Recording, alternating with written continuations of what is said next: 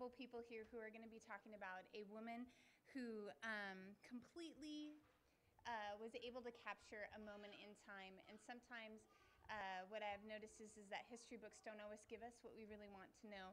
And these letters often offer an incredible opportunity and into a credible person during an incredible time. And so I would really like to thank Dennis and Carol for coming here today. And I'm going to give the mic to you, my friend. Okay.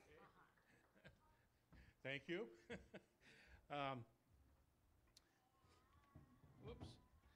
It's an honor to be here and share the story of Harriet Holbrook Smith, who was the writer of the letters that we compiled into a book called Healing, Romance, and Revolution.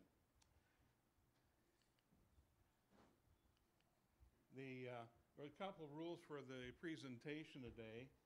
Well, there's hardly any rules, but a couple of them. Please don't throw things at the presenter, especially myself. And do please feel free to ask questions.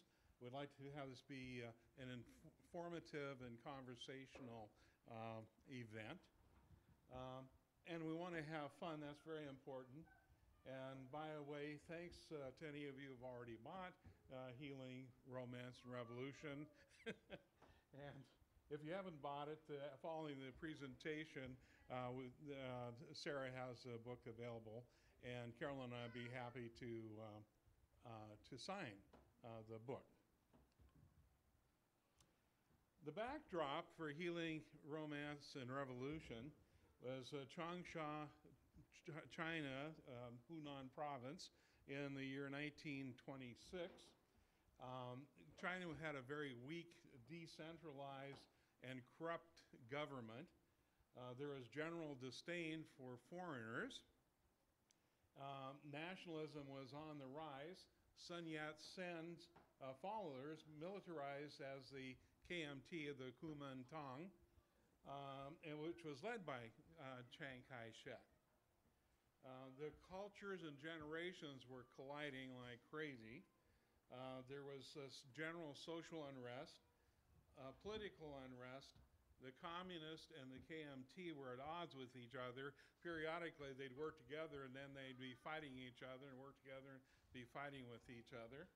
And generally, chaos prevailed in China during this period of time. Come on, there we go. Who is Harriet Holbrook Smith? She was a great aunt of my wife, Carolyn Buckmaster, and she was the matriarchal center of the extended McComb Smith, Buckmaster, and several other families. And she was an absolutely wonderful lady. She went to China. She has returned in this book, the period of the book, she has returned to Yale in China program for her second tour of duty, as it were. The first tour of duty was from 1921 to 1925, where she was at the Yale in China, and we'll talk a little bit more about that program. But she was a nurse and nursing instructor, teacher, etc. And so, like I said, we'll be talking about a little bit more about that as the program progresses. This is featuring Harriet's life. She was an exemplary nurse, nursing educator, supervisor, superintendent, university professor, innovator, and model for numerous young women in the Northwest, nationwide, and even, in a sense, worldwide. She was naturally humble and is actually kind of an unsung heroine. And so we're kind of reintroducing Harriet, or as we commonly called her, Aunt Hat or Hat, to the world at large here. She was really an exceptional woman, as we mentioned a couple times. This picture here is of her as her graduation picture from nursing school. And where's my little pointer? Yeah, I know you did. Somehow or another, I can't live without my pointer. I can. There it is. I feel at ease again now.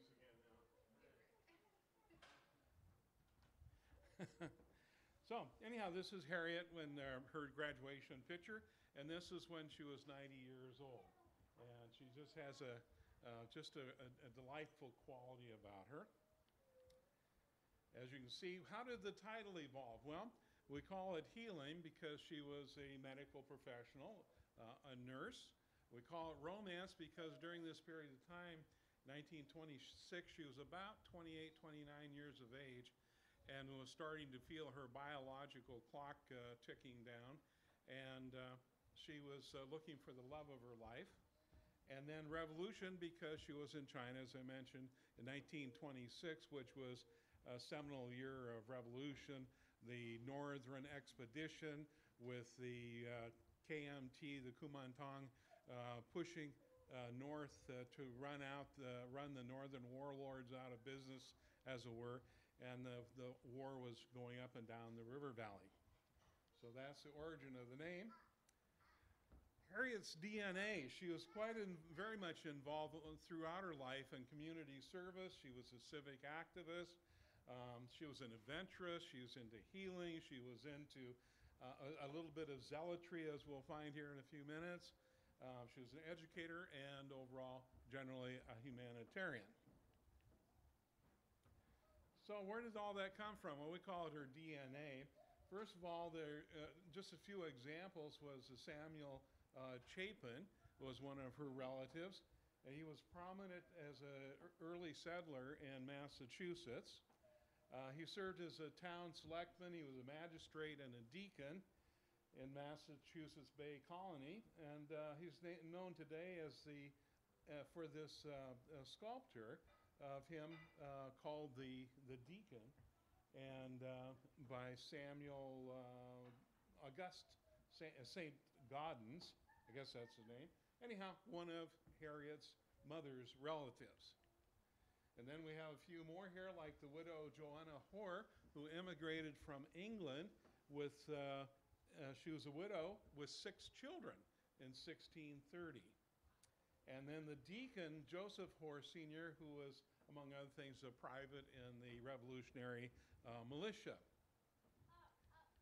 So moving along a little bit, there's also educational leaders in her family tree there, including the Reverend Abraham Pearson, who was the first rector and founded 1701, 1707, and founder of the Collegiate School, which later became Yale University.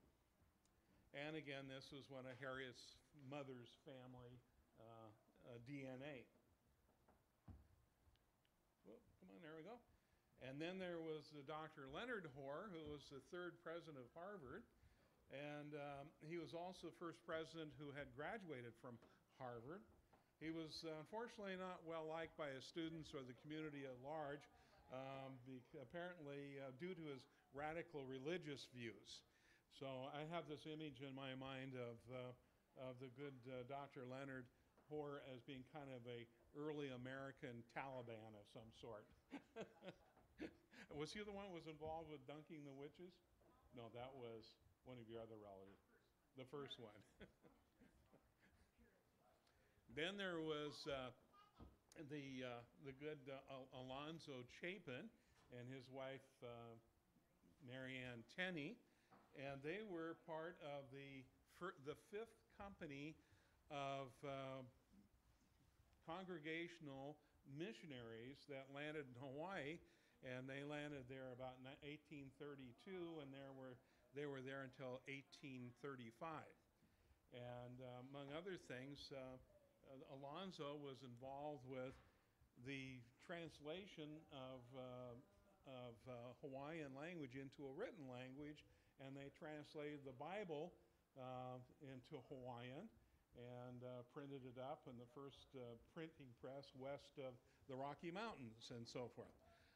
Poor Mary Ann Tenney, his wife, was kind of a sickly gal, and they had to leave Hawaii before their contract was up. But, Dr. Alonzo, he was also at the bedside of one of the famous Hawaiian queens when she passed away. So we got those adventures. Now closer to home with Harriet. This is her family. Her father was Dr. Clarence Smith, a pioneer doctor in the Seattle area. This is Clarence and his wife Susan, who was a nurse. And then there's Harriet's brother Dwight. He also spent time in China before she got there at the same Yale and China program. There is her sister, no. Oh, that's Harriet. This is her sister Eunice and her little brother Austin, who never did go to China. They grew up in a house up on Capitol Hill, which, by the way, is still there. We drove by it a couple of weeks ago. And so it's a nice, very big upper middle class family home up there. Her grandfather, Clarence, founded a magazine, The Northwest Medicine. And this is a picture of the family. There's Carolyn and her cousin Dixon and Roseanne.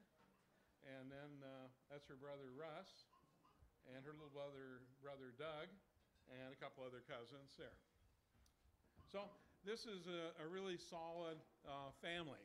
But we find out a little bit more about Harriet, that she was in fact quite a radical. Harriet's tall, handsome figure is quite in keeping with her deep, manly voice and hail fellow well-met manner. We fear that her ideas are rather anarchistic. Oh, yeah, power to the people. Mount Holyoke is not accustomed to having its quiet green marred by the red flags of the IWW. You all know what the IWW does? It's the International Workers of the World. And it still exists. It's quite a radical union. And there was in Everett, there was a classic massacre in Everett where about 6 of these radical union workers were killed by company thugs, and it was a nasty event. Anyhow, Harriet was quite involved with them. Anyhow, their green marred by the red flag, the IWWs. Well, a ranting demagogue, that's her right there, endeavors to rouse his peaceful inhabitants into rebellion through stirring and gory speeches. So this is actually a side of her that we were absolutely amazed to find out about, because we had no inclination whatsoever that she was involved with this. So she had a lot of sides about her, to say the least. She graduated from Mount Holyoke College in 1918. She joined Yale in China in 1921 to 1924. She came home for the year of 1925, and then she rejoined Yale in China in 1926 as the superintendent of nursing in a quest to find the love of her life during a time of tumultuous change in China. And then she returned to the United States in 1927. Yale in China is still a functioning entity, and you can look it up on the internet as Yale China Association. And it has a lot of influence back and forth with education and so forth. So it's really quite a phenomenal organization. She enjoyed a stellar career in nursing, education. She was associate professor at the University of Washington. She got her master's degree in 1957 at the age of 60 years old. And she retired from the University of Washington and as a director of continuation education programs in Washington, Oregon for an organization called WICHE, which still exists. And she continued on working with them for years after retirement, going to conferences and conventions, and she was very innovative in the field of nursing. About the authors, following Harriet's death, not Carolyn's death, Carolyn's mother ended up with about 3 or 4 boxes of stuff from China from Aunt Hat. And we knew there was gems in there. Some of the boxes ended up in garages across the Northwest and so forth. And Carolyn called her brothers up and wanted to know if they want to get rid of those boxes. And they said, yeah, can you come get them in an hour? I said, yeah, we'll be there. So we got the boxes. We knew there was a lot of value in the boxes. And she had letters in there. We tried to read the letters, but her handwriting was quite unintelligible. So we put them away, and then we get them out and put them away and bring them out and so forth. This is this is one of the better examples of writing. Yeah. Well, it's the writing of a medical person, you know. Anyhow, we finally figured out how to we dug deeper into the boxes, and we found two three-ring notebooks where she had transcribed her letters. She had typed them out, and so then we could scan them and make them legible. Carolyn, this nice lady here, she scanned over 450 pictures of snapshots that Harriet had taken, and which is quite remarkable in 1926 that she'd have the presence of mind to take the picture she took. And she actually had a pretty good eye for composition in her pictures, and many of them, 50 or so of them, are in the book. Yeah, so. A lot of people say, where is Changsha? That's where Harriet was at the Yale in China program. Changsha is way over across the ocean. This is Shanghai here. This is Changsha. It's about 909 miles of distance down the Yangtze and the Jiang River. And they did it on steamboats and paddle wheelers and river boats and so forth.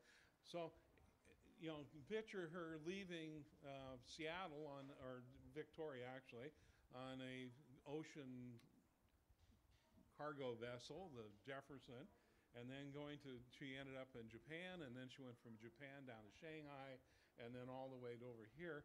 This is a young woman that's 28, 29 years of age, and traveling alone by herself. It was a pretty big adventure, especially in that time. That's Changsha, about 1926. I hope it wasn't always dismal looking as that. This is a sand island that goes down the middle of the river, which a lot of the Europeans and so forth lived on that island. And here is the same sand island, and this is the same Changsha about 2012. Amazing what a couple billion people and a couple billion of our dollars will do to a neighborhood. Harriet's dilemma. She wasn't back from China but a few months, and she was already considering going back to China in 1926. And she wrote to her friend, and she said, "The merest insinuation I might be thinking of fleeing to the ends of the earth instills great sorrow in the mind of both father and mother. Although they have brought us up under teaching that missionaries are sorts of saints on earth, they seem to have rather different feelings when it comes to their daughter, as applied to their daughter. Kind of a double standard, indeed.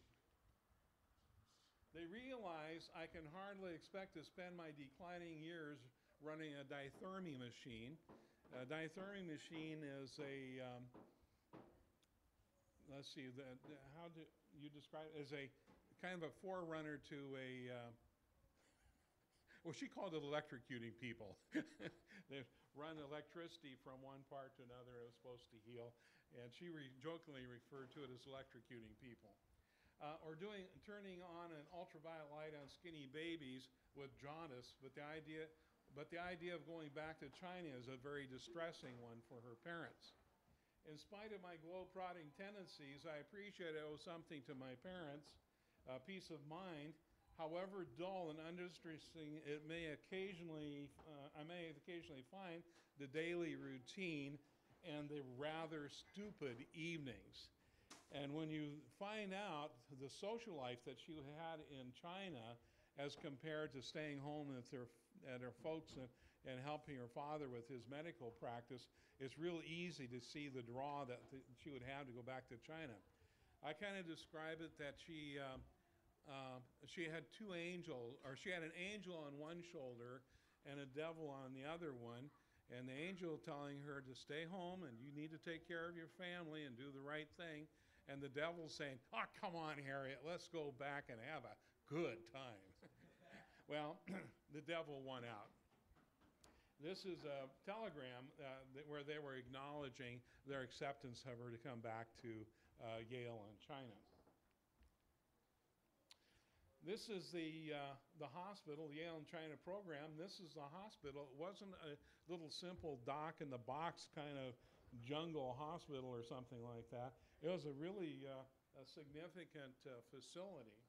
It was established in 1906 as a missionary education and medical focus. Soon the missionary part of it kind of took a lower level priority and became much more of a medical hospital and so forth.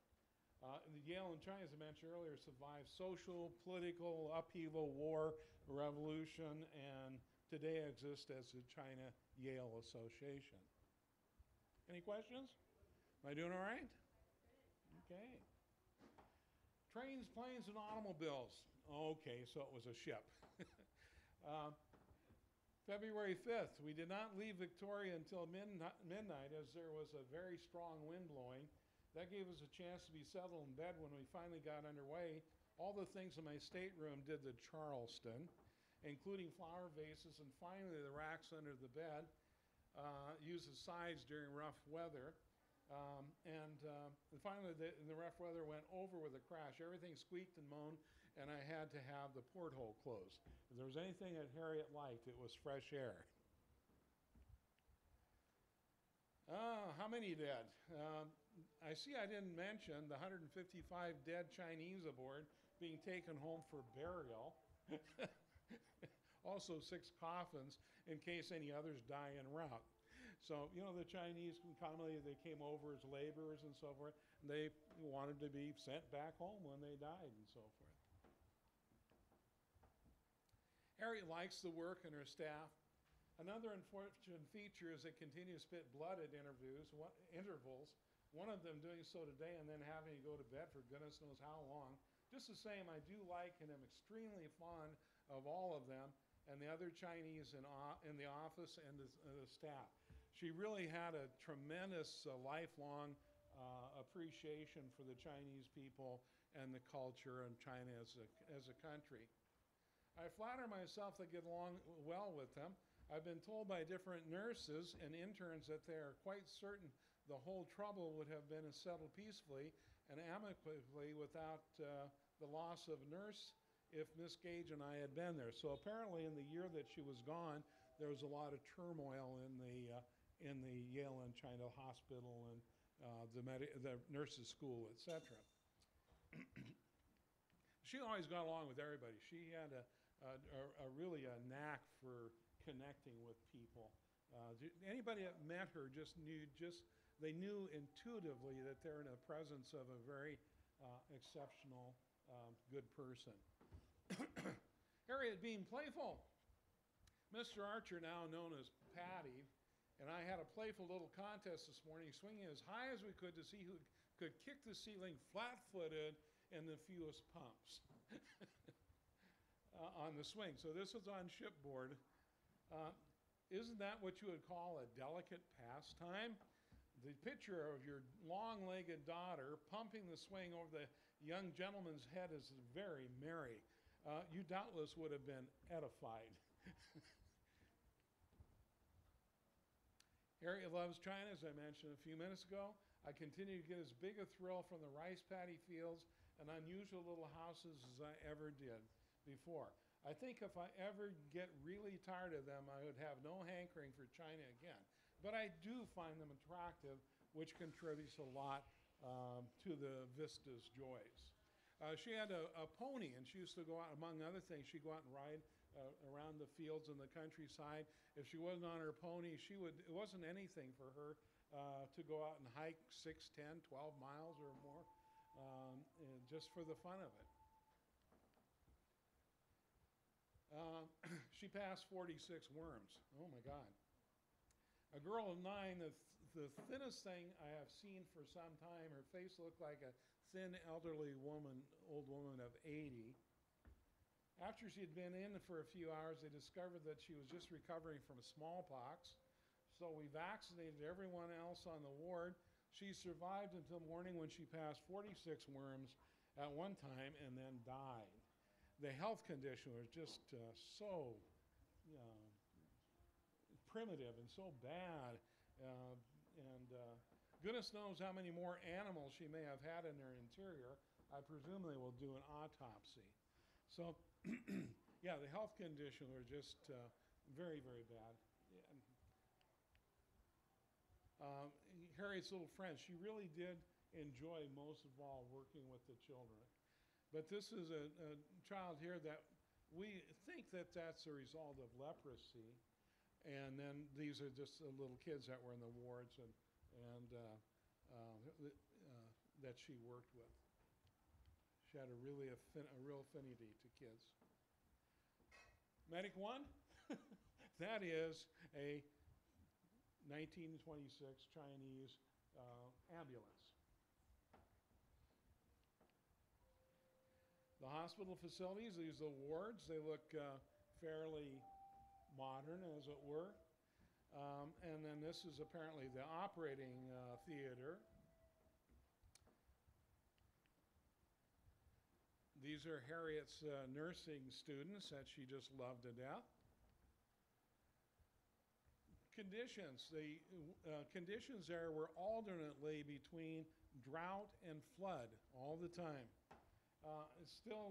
There are still many famine refugees in the city going and coming out.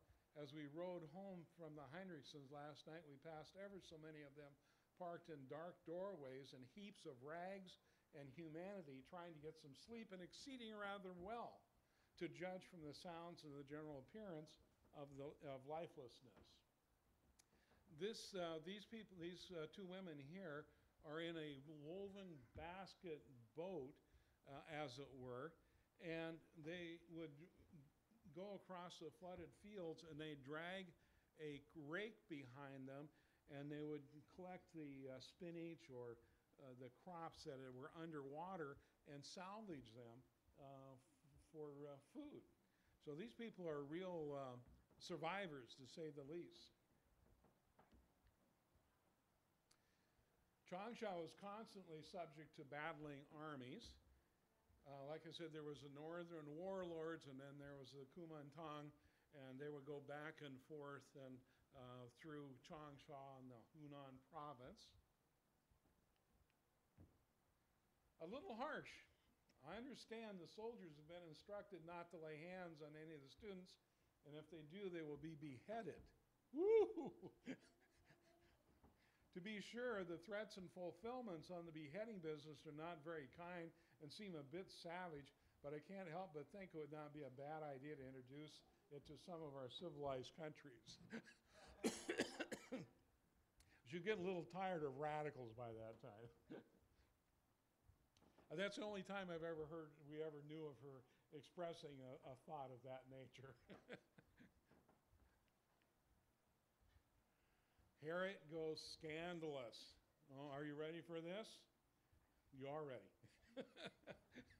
The result, she and this Les and another fella went to a dinner party, which there were numerous dinner parties, very upscale and very pomp and so forth.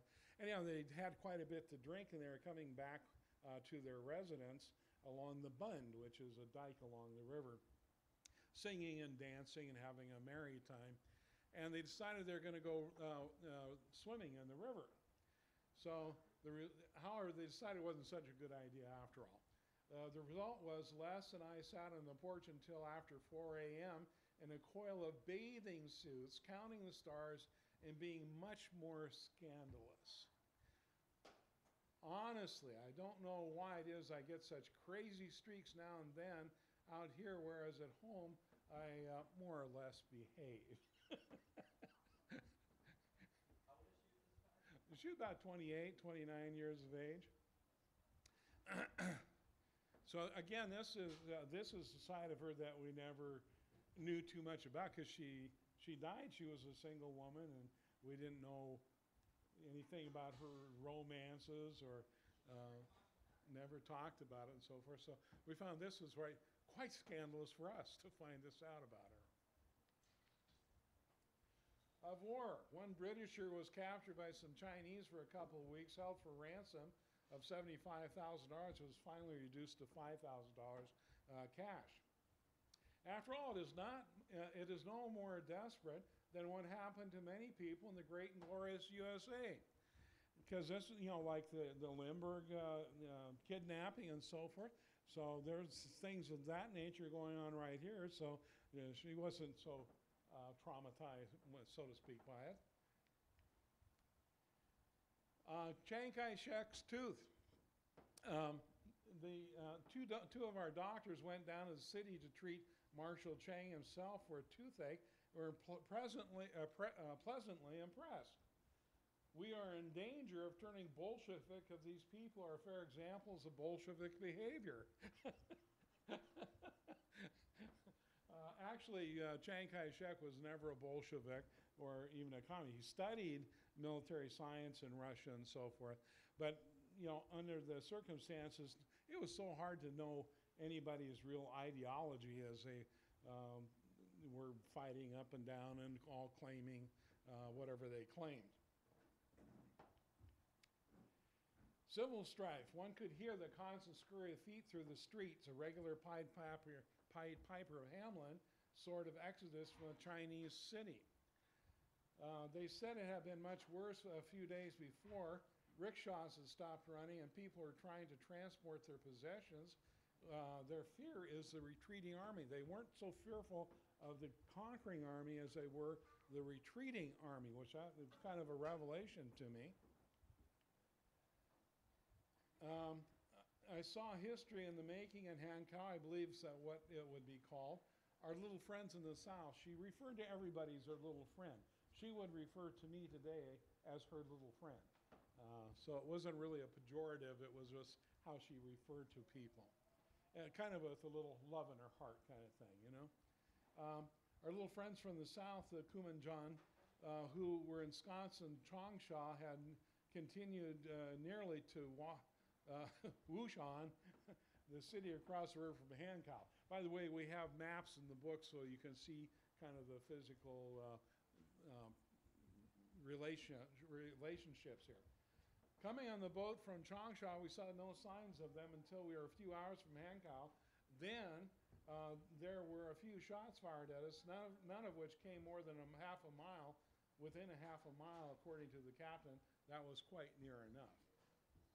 But the river boats, the river was constantly being stopped by the warring armies, and they would shoot across and at the boats and so forth. So it was kind of unpleasant travel. Then the railroads were constantly being stopped and or commandeered by the various warring factions to move their troops around and so forth. Scurry of feet, one could mention that.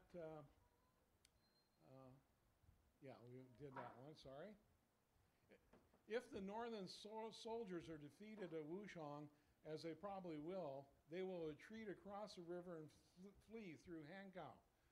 That would mean looting and perhaps burning, as is the old custom soldiers do to prevent the invaders enjoying their prize.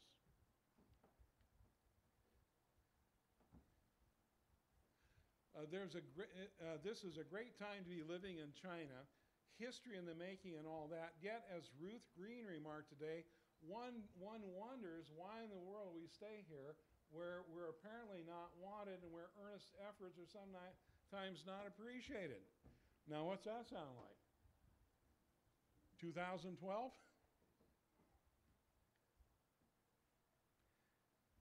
She went to a vacation up in Kuling. Kuling is a resort area mostly for Occidentals. It's about 4,000 feet in elevation, and so it's nice and cool up there as compared down at the river valley levels where it's very hot and muggy. So she went up there she spent several weeks up in Kunming. Um, Many little falls and a chute of racing water, I sat and slid. I wore holes in my bathing suit and developed bruises on my bony hips where I tried going belly floppage. Harriet had a way with words. She'd make up her own words, quite colorful. It was grand fun, and we scrambled over rocks, got sunburned, and we had a merry, good time all together. Hi, how are you folks? You having fun? Can you see from there? Well, it's not too far to move over here where you can actually, see something. My wife, she's a very nice lady. Yeah. We've had her checked out for rabies, so that she's. Anyhow, one of the things, Harriet loves swimming and the water, and she had a home on Mercer Island, and wherever she was, she'd be in the water. It was all feasible at all. So she really loved water. Oh, a funny little story about her. She was on shipboard going down to Australia, I think it was, and she went into they had a communal bath down what do they call it? The gangway, not the gangway, down the hall. And she went in there and she took a bath, and after she got done bathing and drained the tub, and she was standing in the tub drying herself off with her towel, and she'd forgotten to lock the door. And as she was there drying herself off, the gentleman opened the door, and instead of wrapping a towel around her, she put it over her head, thinking that people wouldn't recognize her. Well, if you saw her body and her physique, you would recognize her anywhere. This history has come, this is a history that is going on all around us for sure. If the Chinese temperament were anything like the Russians, I could understand all about the revolution in Russia. However, the Chinese, being naturally calm and peaceful people, do not rise or sink to the levels of their friends in the West, which I think is kind of interesting. She might not agree with that after some of the events of the Chinese revolutions and the Mao's Little Red Book and all that kind of thing. But yeah, she had to work with a lot of students, radical students and unions and so forth. And this was some kind of a protest meeting. They would break out to have a protest at the slightest drop of a hat and so forth. And so she had to deal a lot with protesting students and unions and groups of various sorts. And pretty soon, this sign right here was in her box of goodies, and we had a neighbor who's Chinese heritage, and he took it to his sister, and she said that this right down here says, "Down with imperialism." And these banners were pasted up all over the hospital and the school, etc. This is not the Changsha. This was the Occupy Seattle group or somebody like that. But just 90 years apart, they're kind of similar. There's been a bit of hell let loose here, as it were, and I do not mean fire and brimstone or shoveling of coal, but the more subtle type wherein one sees one's efforts of years gradually coming to nothing, and a structure was taken a lifetime of hard work to build up, toppling on its foundation. That is the organization morale of an institution like this. I think when I last wrote, the nurses were going in hard for meetings. So she was watching this, Yale and China, the hospital and the school and the medical school and the nursing school and so on. And to her, it was just collapsing on itself with all these different radical factions and the turmoil and the war and the revolution going on. It just was hurting her so much to see it going downhill. So there's quite a bit about that in the book about the things that were going on and some of the conditions she had to work on. I had to put that little thing in there, Twisty, you know. Yes, sir. Huh? Well, that's where she had a home. She grew up in Seattle, and then she also later on had a home in Mercer Island. Uh-huh. Yeah, so she was a Seattleite. Yeah. Her father was a very successful physician here in Seattle. He and his buddy, Dr. Eagleson, they were two doctors. There's a picture of them at the History of Museum and Industry and so forth. They had a tent clinic right after the Great Fire. So, yeah. Okay. Asylums running our inmates running an asylum. It's just more about how there's so much turmoil and just the craziness of trying to operate the school and the hospital and so forth with all this going on.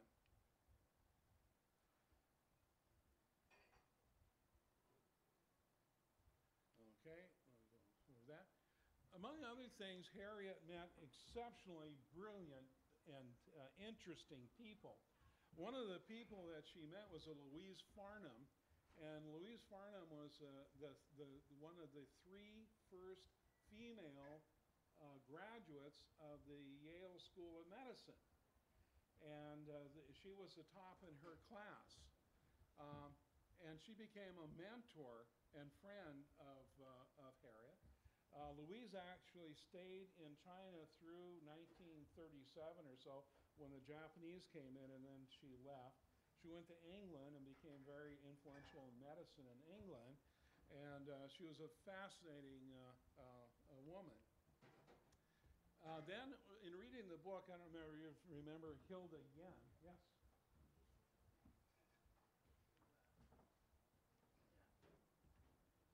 Oh, one thing about, thank you for reminding me. Louise Farnham, as part of her getting into the Yale Medical School, her father had to put up money to have a women's restroom built at the medical school because they hadn't had a need for one prior to that. Was that what you were referring to? Yeah. Then there was Hilda Yen, and I thought this was so interesting. Harriet talks about Hilda Yen and what a beautiful young woman she was and how attractive her Chinese clothes were imaginable and quite distinct from the other Chinese girls and so forth. And anyhow, she talks very glowingly about this young woman. And I read that Hilda Yen, I mean, kind of a German, Norwegian, Scandinavian, whatever, first name with a Chinese surname. Anyhow, come to find out, I did a Google search on her and found out about Hilda. And Hilda, that's her right there, became one of three famous Chinese women aviators in the 1930s. And she was the personal pilot for Madam Chiang Kai-shek. And later on, she was a representative to the United Nations. And so she really was, again, an exceptional woman. And Harriet met ever so many other people. It was kind of like China at that time was where people came from all around the world. It was kind of a magnet for people who later on became quite famous in many other endeavors. There she flies off. Sorry, I had to do that. Sarah Chin was a Chinese woman doctor that Harriet had great affection for and respect for. Harriet and Sarah were roommates at one time, shared a residence together, not so much roommates, but shared residence together. And then there's Charlie Keller. Remember we talked about the romance side of Harriet? Well, Charlie Keller, this is March 26th after 1926, after she'd just come back to China, and she'd known Charlie in her previous period of time in China. Says Charlie Keller walked home with me. He is fatter than before, otherwise the same cheery person, apparently. March 12th, I've hardly seen Charlie Keller, but he seems calm and placid and quite fat with a fat man's walk. He seems to have the same rating within the community as before, so he's very, very well liked. May 18th, Charlie was the leading light for most of the jokes. He became so much more middle-aged looking, but is quite a kid in many ways. So she's starting to warm up a little bit to him. You remember this part, Sarah? He throws himself strenuously into the Chinese work because he used to concentrate on one thing after another in college, etc. And seriously, as he used to fall in love. I guess he fell in love real easy. He seems much more mature and steadier than before from what little I've seen of him, and the students are most enthusiastic about Charlie. You ready for this? What do you think's going to happen? Huh? You forgot. Okay. Here it comes clean, December 20th. I hereby spill the news. I'm going to marry Charlie Keller. Now, ponder that for a while. He's about my height, husky, inclined to be what I regret to say may be called fat. That condition won't last long after he's under my care for a while. Things don't change, do they? His hair is black and his eyes blue, which is a pleasant combination. I'm not exactly sure how old he is. 26, we think, a mere detail. She was 29 by this time. She kind of felt like she was robbing the cradle. It means he's still kid enough to be full of prunes and crazy as a deuce at times. Matches my own moments of dippiness. Things get hot and dangerous. When she first got there in China in 1926, the radicalism, the unions, the war was kind of an annoyance. Then as the year goes through and you read the book through it, it becomes more and more and more of a problem. And by late 1926 and into January, things are really hot. And she takes things pretty much in stride. At one time, she and her friend are sunning themselves on the porch of the house, and the war is kind of going on. There's a battle going on about a quarter of a mile away, but they're out there just sunning themselves in the porch until 3 bullets hit the house. Then that kind of got their attention. But she really pretty much took everything in stride. She was just, you couldn't get, she was pretty unflappable. Anyhow, things get hot and dangerous. Dear Miss Smith, recent advice has come to me from an authoritative source which renders it imperative I request you to withdraw immediately from Changsha to a larger port in China where protection can be more readily given. If practical, I advise you to withdraw from China. So things are really going badly. Please avail yourself the first opportunity to depart for Hankow. Very respectfully, J.C. Vincent. He was the vice counsel. Where is it here? Yeah, he's a vice counsel for the U.S. government, the Foreign Service there in Changsha. Later on, this J.C. Vincent, his name is John Carter Vincent, he was very much involved with the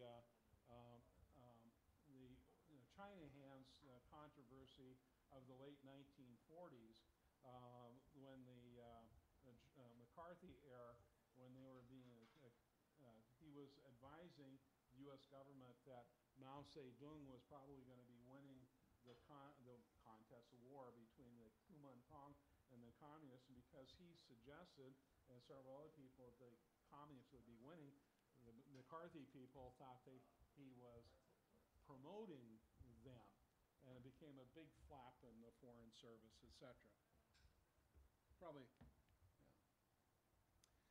Anyhow, after being advised that she should leave, A few days later, a week or so later, she gets a telegram from the Yale and China people in Connecticut, and they're asking her to stay because they say here, so-and-so, one of the people says, he says, no one could handle the nursing work as well as you.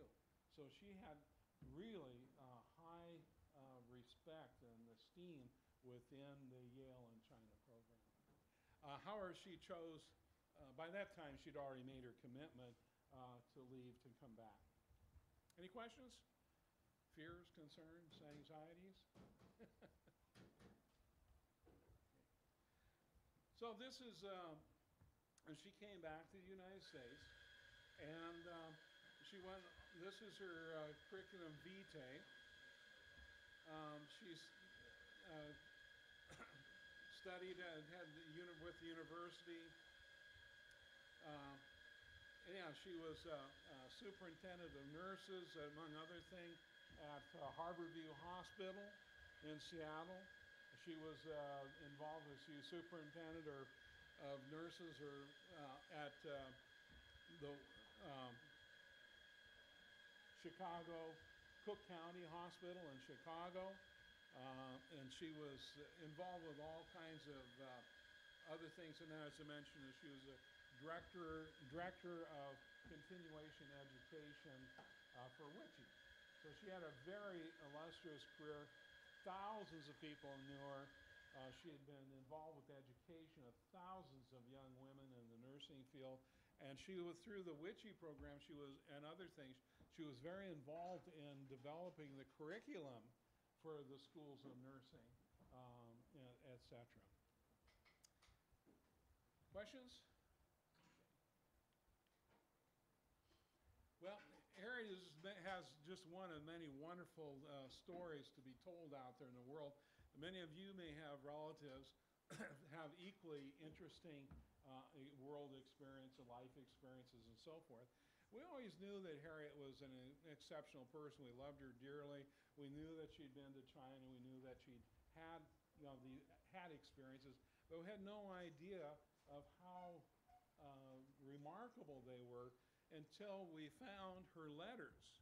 And she used to tell us occasionally stories, but she was just, it wasn't that we weren't interested, because we were, but we just didn't know how much we were interested until we started reading her letters, and then we fully realized what she had done, the experiences, the turmoil she'd been, how she'd handled them, how significant this time in China had been to her personal and professional growth and development, and the wisdom that kind of grew out of that period of time, and total influence.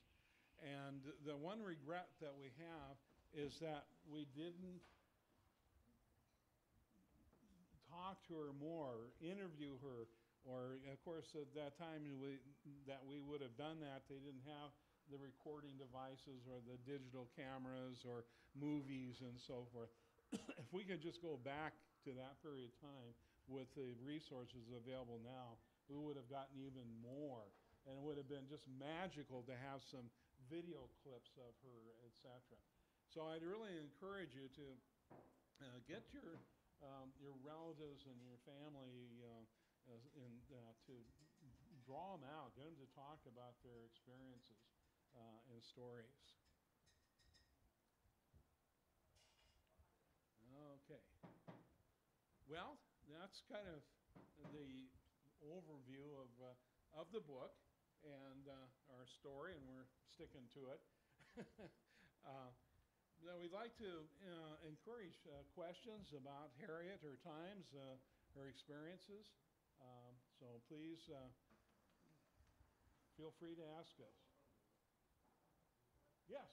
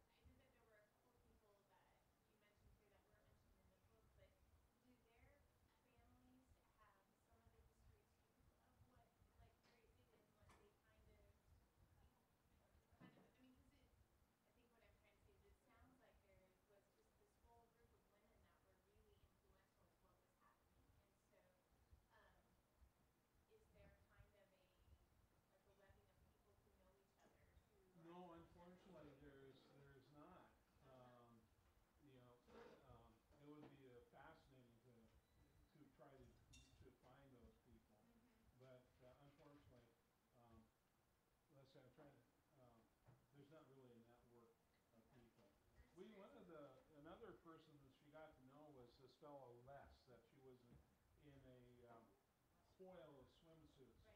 Yes, scandalously in a coil of swimsuits.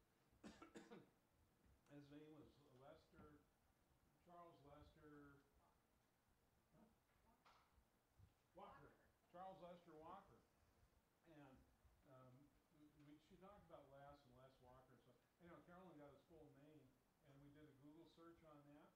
And he had decided, well, she was in China there with him in that period of time. They had quite a romance in the book. And there's one point in the book she talks about, she didn't know whether she'd ever, well, Lester was going up to Beijing to write a book, his novel or something. And she said, I don't know whether I'll ever see Lester again. I rather hope not. She says, nothing would be more anticlimactic than a bald head and false teeth. She said, sorry, Stan. What do you mean? What do you mean? What do you mean? What do you mean? I know him, so I can say stuff like that. But she was.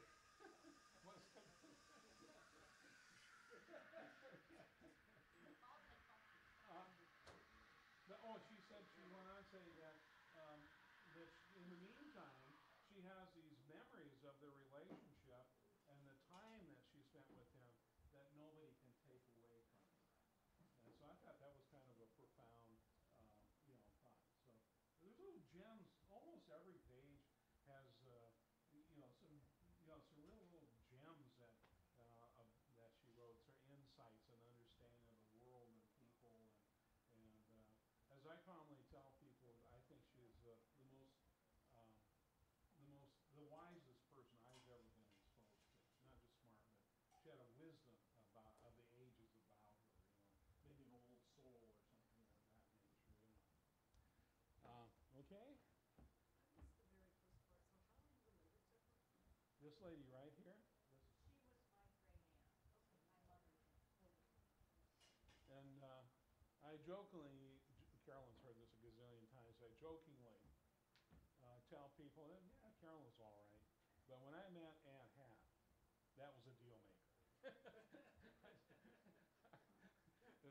Anybody's got an aunt like that, can't help but part of that rub off onto her. So it's a good thing. So we've been married 47 years next month. And we met out at her house. Yeah, on Mercer Island. Yeah, and somehow or another, even though I was a dippy high school kid at that time, Aunt Hat, she just makes everybody just feel important, and she listens, and she could talk about anything to anybody, and just a remarkable person. Okay, so one of the questions that people commonly ask, well, did she ever marry Charlie? No. They after they came back, both of them came back to the United States, and Charlie's family had moved. Charlie had actually grown up in China, and his parents were British ancestry, and he'd grown up in China. But anyhow, in the meantime, they had moved to Cleveland, or what's another, Cincinnati, either Cleveland or Cincinnati, Ohio. And she went back to meet his family and was going to stay for a couple of months back there, or a couple of weeks with the family and to get to know each other and all that kind of stuff. And in the meantime, Harriet's father came back to Detroit, and he bought a new Plymouth, I think it was, and picked Harriet up. And at the end of that 2 weeks or whatever, the relationship was called off. And we don't know exactly why. Whether a couple of theories is one is that Harriet's mother was a member of the Daughters of the American Revolution, and there was a hangover against British even into the 1900s, so that might have been a factor. Also, Keller is commonly seen as a Jewish surname, and the mother and father may have been some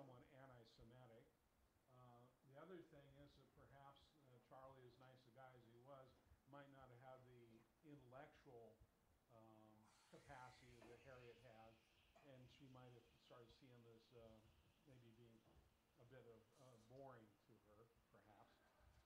And another thing is that she was so involved with her work in medicine and nursing education, and she might have just been so involved with that that that was the love of her life, and she didn't need a man, whatever.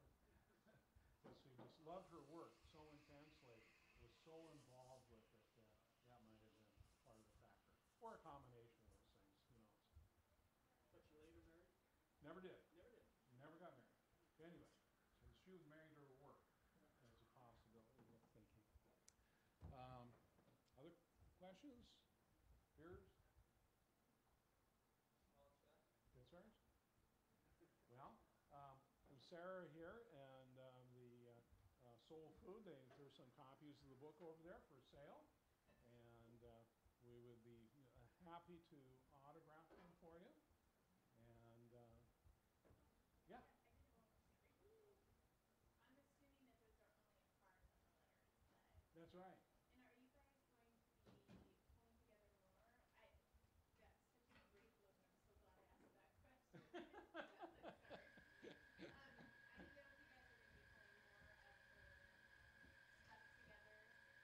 Well, we'd like to.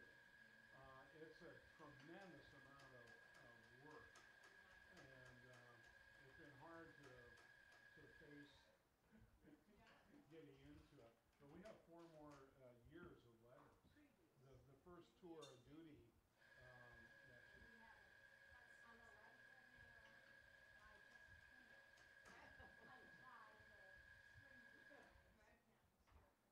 We should, have it. On the letter there, I just can't. Untie the strings of it. Right. Sit down and start pulling. the letters, and she was hand wrote the letters, of course. And you saw the one slide there that they were in pencil, most of them kind of almost unintelligible in many ways. And so I got Dragon Dictate software, and I tried to dictate the letters. Well, that's a big project when you look at a stack of letters that tall. And then also You're there's, also trying to decipher what. Right. yeah, and then there's so many Chinese names and city names and so forth. And so every 10 words you'd have to stop or whatever and type in a Chinese name or whatever. So that just became not really feasible, you know. So then we found the typed letters where she had typed the letters and transcribed them. The only problem was that she had a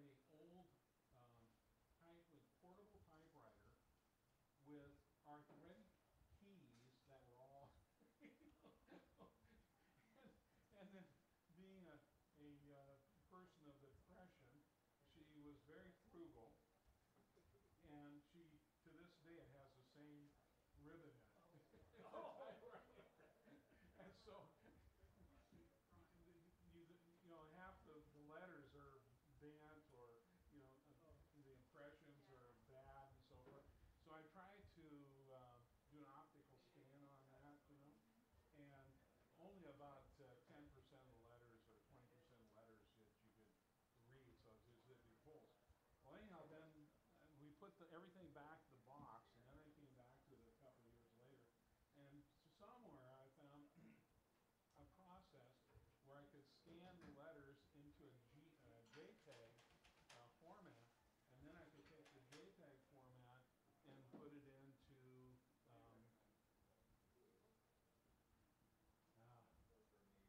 PDF. PDF. And then I could take the PDF and I could copy the text in the PDF and move it over to Word. But so that was closer.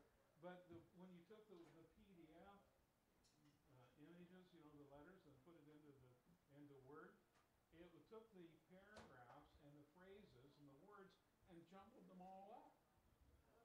And so then you'd have to go back and match, the original to what I'd to the original and put them back in the right order and so forth. So it's a bit of a nightmare to do that, but it's still something we like to do and need. So we're looking for volunteers. It's so nice that you volunteered. It's only 40 She's- hours a week. yeah. Yes. I'm out of here.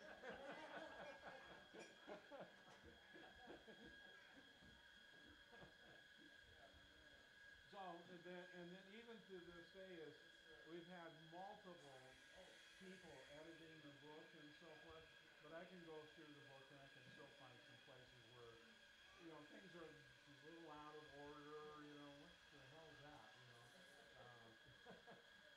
But we did everything we could to maintain the integrity of her letters.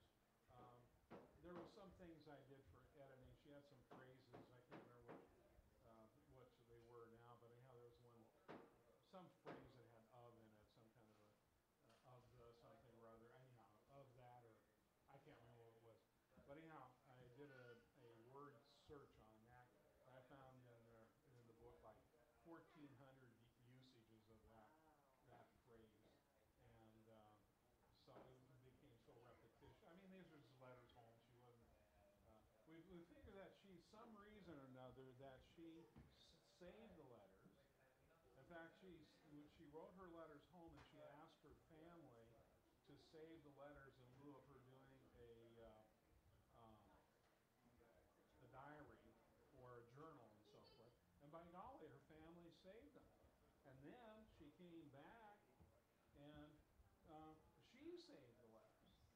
And then somewhere along, I think it was sometime in the 1950s or so, she used to come out to our place and she'd drag her typewriter along. Anyhow, somewhere along the line, she made to type her letters out so they were legible. And we have a sense that maybe somewhere along the line she had an intention of publishing her own letters, or maybe writing a novel or a book and so forth. So we just kind of beat it to her. And I hope she's not mad at us for doing that. And mentioning herself being in a coil of swimsuits and doing scandalous things. And those letters were written back to her best friend. Okay. Yeah, not Yeah, mom. not mom. Yeah, there's a. Now, I don't know what my Grandpa Brown would have said.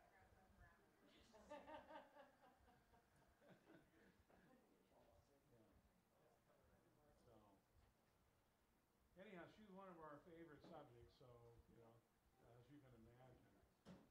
Yeah. I don't know what you, I don't know whether you see the resemblance. Yeah, I do. everybody else says. Anybody who knows your family, they're like, oh my goodness. I never knew that. Yeah.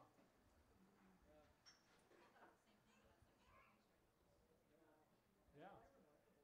So, I've, Stan and Candace, if, I don't know if you want a quick review of this, the part that you didn't see, and I don't remember, I don't know when.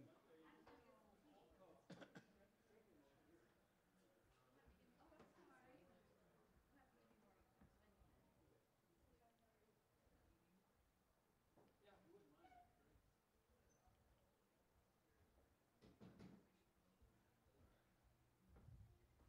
great. So I find out they make that thing, that clicker work now.